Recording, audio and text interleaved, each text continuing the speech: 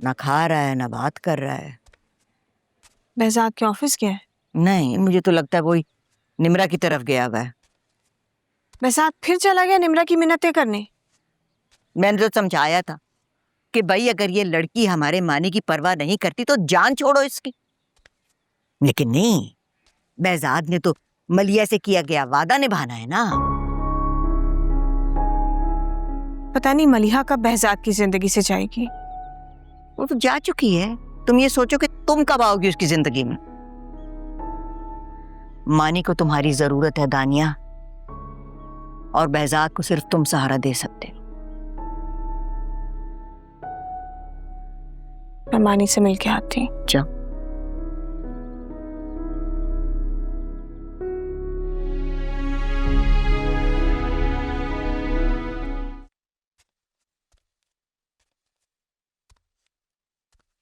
बात हुई तुम्हारी निम्रा से?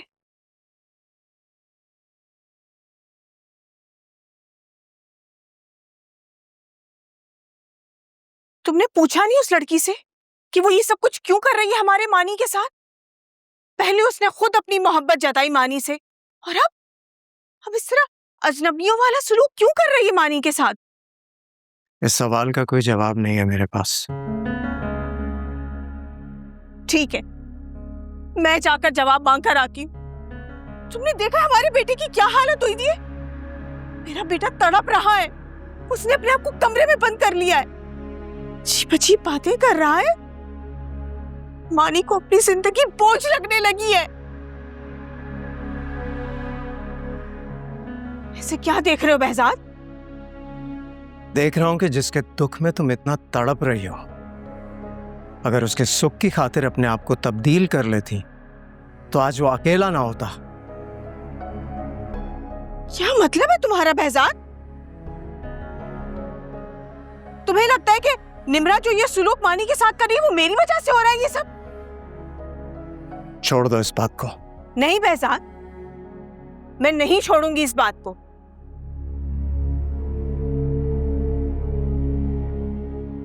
बताओ मुझे, तुम्हें क्या लगता है कि मैं नहीं चाहती थी कि निम्रा और मानी की शादी हो? चाहती थी, लेकिन जिन शराइत पर तुम ये सब चाहती थी वो मलिहा और निम्रा दोनों के लिए तकलीफ दे थी। मलिहा तुम्हारी जिंदगी से मेरी वजह से नहीं गई है। तुम क्यों यकीन नहीं करते हो मेरी इस बात का? क्यों तड़पाते हो सबको? मलिया को भूलकर मानी की फिक्र करो, अपने रोग से बाहर आ जाओ। बहजाद ये ना हो कि जैसे हम सारी उम्र तुम्हें नहीं संभाल पाए, मानी भी हाथ से निकल जाए। वक्त दें उसे, ठीक हो जाएगा वो। जहां से वो जख्म खाकर आया ना, वहां से मिले जख्म वक्त भी भर नहीं पाता। बहजाद, तुम मुझे निम्रा के पेरेंट्स का एड्रेस दो, मैं खुद जाकर निम्रा से बात करती। जरूरत नहीं है अब इस बात की। निम्रा ने कोई भी बात मानने से साफ इनकार कर दिया, और उसके घर वाले भी यही चाहते हैं कि अब हम उनसे कोई राब्ता ना रखें।